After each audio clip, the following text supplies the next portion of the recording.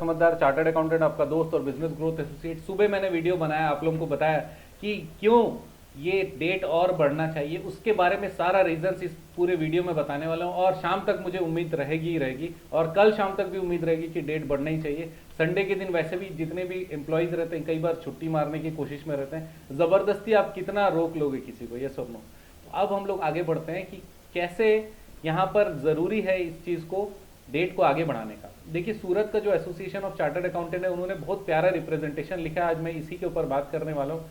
ये 6 जनवरी 2021 को इन्होंने लेटर लिखा ऑनरेबल फाइनेंस मिनिस्टर को, और क्या क्या बातें इन्होंने बताई वो सारी चीजें मैं आप लोगों को बताना चाहता हूँ, बहुत इंटरेस्टिंग है। सबसे पहला, action ultra wired the citizen charter. Citizen charter क्या बोलता है कि the charter commits to provide fair, courteous and reasonable treatment to tax payers. इसका मतलब टैक्स पेयर को दौड़ा के उनको हाँफ के जान निकाल लेना हमारे कंट्री का या हमारे रूल्स का काम नहीं है। उनको फेयर चांस हमेशा देना चाहिए ताकि टैक्स पेयर सही सुविधा से टैक्स पेमेंट कर दे, राइट। दूसरा, deteriorating working standards and health of stake holders. अब कई सारे लोग जो प्रैक्टिशनर, मैं आपको बता रहा हूँ कि जो हमारे ही सब्सक्राइबर हैं वो लिखते हैं कि सर हम लोग बहुत डिप्रेस हो गए हैं, हमारे स्टाफ भी ठीक से काम कर रहे हैं, उसके बाद भी हम लोग फिलअप नहीं कर सकते, टैक्स पेयर आ रहे हैं लेकिन हमारे पास काम बहुत ज्यादा है, हम क्या करें, डिप्रेशन बढ़ते जा रहा है। अगर इस डिप्रेशन के कारण कुछ हो जाता है तो उसकी जिम्मेदारी कौन लेगा? कोई नहीं लेगा। क्यों? क्योंकि काम के प्रेशर में अगर किसी का तबीयत खराब हो जाए तो उसका क्या करे, वो नॉर्मल वर्किंग आवर तो देखना ही पड़ेगा, नॉर्मल वर्किंग स्टैंडर्ड तो देखना ही पड़ेगा, हेल्थ स्टैंडर्ड देखना ही पड़ेगा। आप 12 घंटे काम कर लोगे ठीक है, 18 घंटे 20 घंटे काम करके भी अभी कंप्लीट करने का कोई चांसेस दिख नहीं रहा है। देखिए, nearly all CS have heavy deficiency of vitamin D3।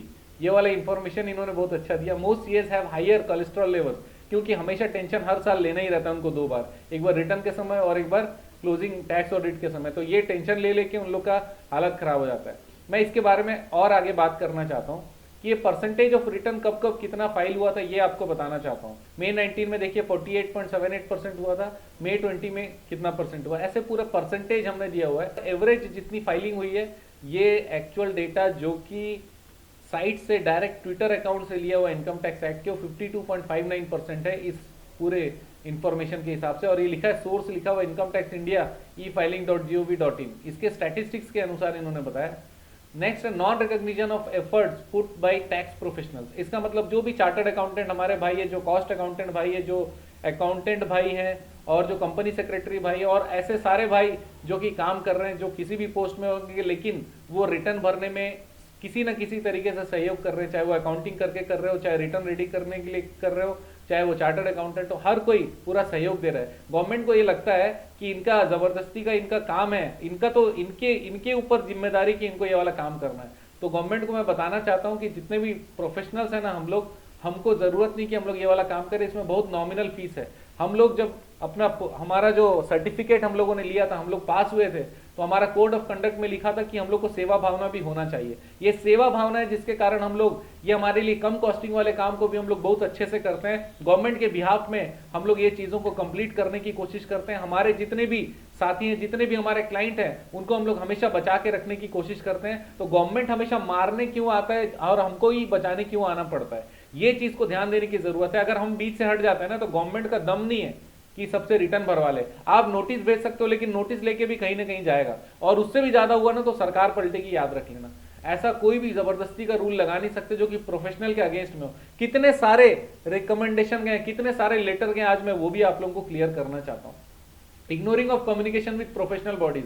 Professional body ने लगातार कम्युनिकेशन किया है, उसके बाद भी इन लोगों ने ध्यान नहीं दिया। मैं आपको बताऊं कितना कम्युनिकेशन हुआ यहाँ पे, देखिए 41 कम्युनिकेशन हो चुका है, 41 लेटर जा चुके हैं, उसके बाद भी भाई लोगों को इधर फाइनेंस मिनिस्ट्री को कोई फर्क नहीं पड़ रहा। देख सकते हैं आप, 9 दिसंबर को वेस्टर्न महाराष्ट्र टैक्स प्रैक्टिशनर गया है, ये सारे अलग अलग डेट्स पे टैक्स प्रैक्टिशनर्स गए। ये BCAS जो बॉम्बे चार्टर्ड अकाउंटेंट का जो एसोसिएशन सोसाइटी है, ये इन्होंने भी 15 दिसंबर को दिया। ऐसे हर अलग अलग डेट पे एक्सटेंशन का कंटिन्यूअस हमारे फाइनेंस मिनिस्टर मैडम को भेजा गया है, लेकिन पता नहीं या तो उनको फाइनेंस समझ में नहीं आता या फिर मतलब उनको मतलब ही नहीं है। इतने सारे प्रोफेशनल लोग हैं, अगर आप इनके अगेंस्ट में चले जाएंगे, अगेंस्ट का मतलब ये कि आप इनके अगेंस्ट में नहीं, आप जनता के अगेंस्ट में जा रहे हो। इतने प्रोफेशनल ऑर्गेनाइजेशन आपको दे क्यों रहे हैं? उनके पास खाली टाइम नहीं है, हमारे पास भी ये टाइम नहीं कि साल भर बैठ के हम लोग यही करते रहे, रिटर्न फाइलिंग करते रहे और बार बार डेट बढ़वाते रहे। आप लोग समय पर कभी रिटर्न का सॉफ्टवेयर दिए हो आज तक?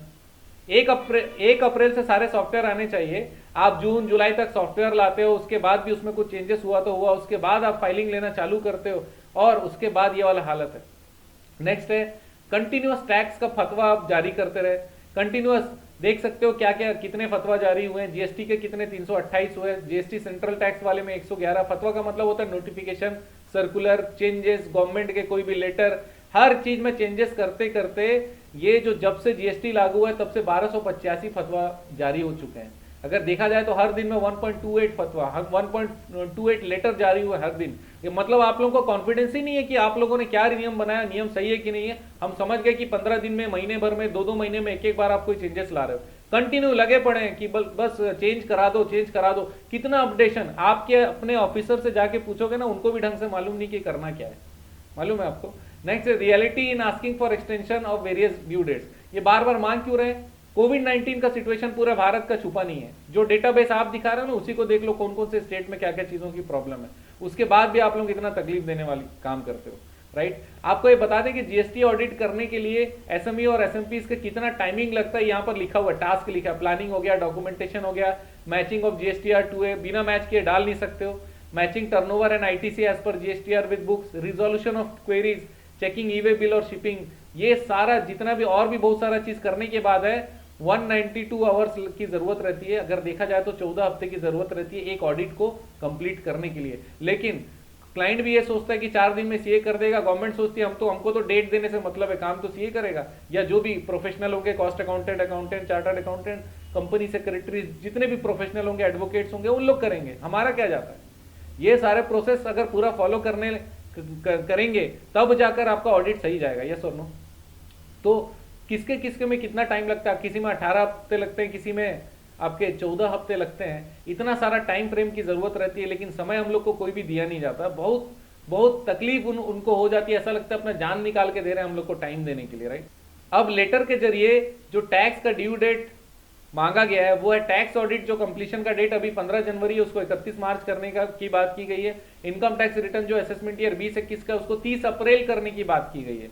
ये भी नहीं कि 31 मार्च, 30 अप्रैल तक ही थोड़ा और समय मिल जाए। जीएसटी ऑडिट जो फाइनेंशियल ईयर 19-20 का है उसको 7/8/2021, इसका मतलब ये है 7 अगस्त 2021 तक का टाइम मांगा गया। एलएलपी सेटलमेंट स्कीम जो अभी तक उस पर कोई बात नहीं है, उसमें 31 मार्च 2021 मांगा गया, जो कि 31 दिसंबर 2020 को खत्म हो चुका है। हैवी पेनल्टी लगने वाला है, हैवी लेट फीस लगने वाला है। कंपनी फ्रेश स्टार्ट स्कीम के लिए भी 31 मार्च का डेट मांगा गया है। भैया थोड़ा रीजनेबल टाइम दे दो आप लोग, नहीं तो बहुत दिक्कत हो जाने वाली है, राइट।